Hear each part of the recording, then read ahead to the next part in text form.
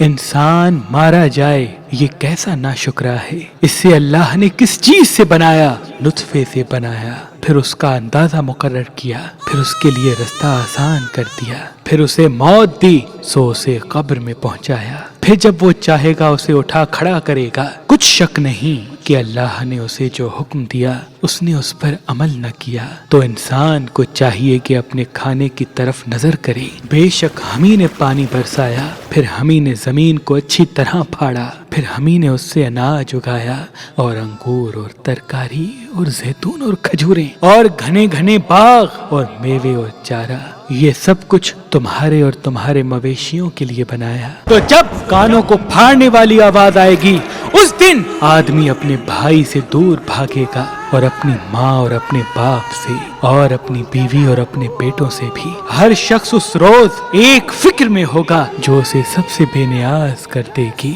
اور کتنے چہرے اس روز چمک رہے ہوں گے، خنداں و شاداں،